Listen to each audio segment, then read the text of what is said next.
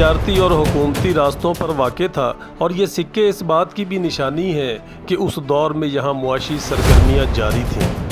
سیتھیائی تہذیب سے مراد دراصل وہ ہند سیتھیائی ثقافت ہے جو پہلی صدی قبل مسیح سے لے کر پہلی صدی عیسوی تک بر صغیر کے شمال مغربی علاقوں میں موجود تھی۔ یہ وسطی ایشیائی سیتھیائی قبائل یونانی اور مقامی ہندوستانی ثقافتوں کا ایک منفرد امتزاج تھی۔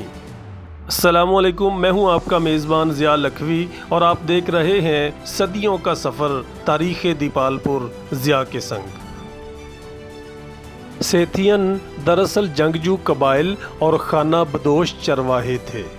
یہ جنگجو قبائل اور خانہ بدوش چرواہے 8ویں صدی قبل مسیح سے لے کر 4 صدی عیسوی تک یوریشیا کے وسیع علاقوں میں پھیلے ہوئے تھے، جنہوں نے مختلف وقتوں میں مشرقی یورپ، وسطی ایشیا اور سائبیریا کے بڑے حصوں میں حکمرانی کی۔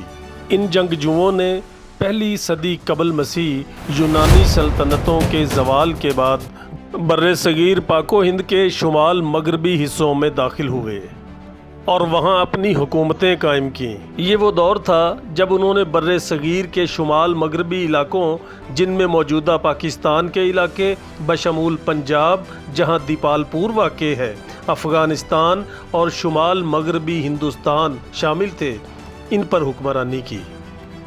یہ ثقافت ایک مرکب ثقافت تھی جو سیتھین قبائل، رسم و رواج، بیلینائی، یونانی اثرات جو انہوں نے ہند یونانیوں سے ورثے میں حاصل کیے تھے، اور مقامی ہندوستانی عناصر کا امتزاج تھی۔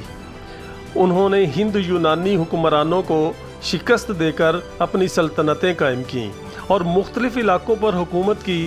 ان کے مشہور حکمرانوں میں ماؤس، اوزیس اول اور ایزلیزیس شامل ہیں۔ ان کی حکومتیں زیادہ تر ٹیکسلا، سگالا، موجودہ سیالکوٹ اور متھرا کے علاقوں میں قائم تھیں۔ ان کی معیشت کا انحصار زراعت، مویشی پالنے اور تجارت پر تھا۔ دیپال پور میں ملنے والے سیتھیائی سکے اس بات کی تصدیق کرتے ہیں۔ سیتھیائی فن میں یونانی اور مقامی ہندوستانی اثرات کا امتزاج نظر آتا ہے۔ ان کے سکوں پر یونانی طرز کے دیوتاؤں اور حکمرانوں کی تصاویر اور یونانی حروف کے ساتھ ساتھ مقامی علامتیں بھی نظر آتی ہیں۔ گندھارا آرٹ پر بھی ان کا اثر دیکھا جا سکتا ہے۔ سیتھیائی حکمرانوں نے مقامی مذاہب، خاص طور پر بدھ مت اور ہندو مت کی سرپرستی کی۔ ان کے سکوں پر بدھ مت اور ہندو دیوتاؤں کی تصاویر بھی ملتی ہیں۔ ان کا سماجی ڈھانچہ قبائلی تھا، جس میں جنگجو طبقے کو خاص اہمیت حاصل تھی، تاہم مقامی آبادی کے ساتھ اختلاط سے ایک نئے سماجی ڈھانچے نے جنم لیا۔ لیکن یہ تو ابھی شروعات تھیں۔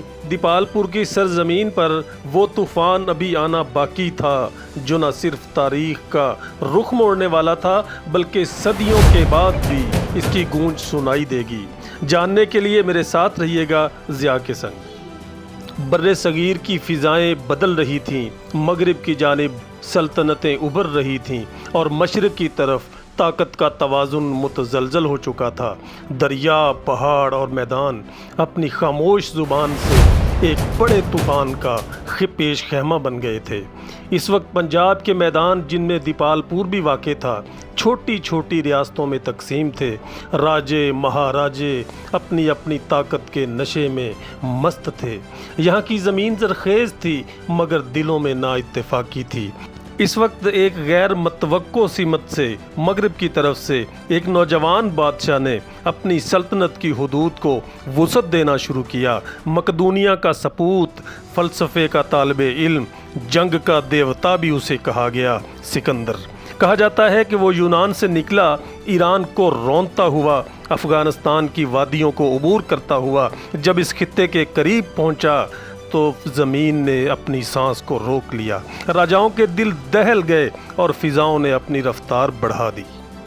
دیپالپور کی سرزمین جو اس وقت چھوٹے چھوٹے قبیلوں اور قدیم روایتوں کی آماجگاہ بن چکی تھی، ابھی تک بے خبر تھی کہ جلد ہی ایک ایسا شخص خطے میں قدم رکھنے والا ہے جس کا نام ہزاروں سال بعد بھی دنیا کے نقشے پر گونجے گا۔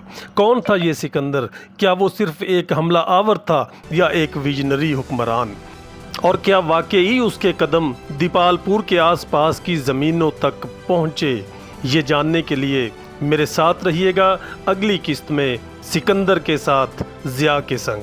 تاریخ دیپالپور، اپنا خیال رکھیے گا، شادمان رہیے گا، اللہ حافظ۔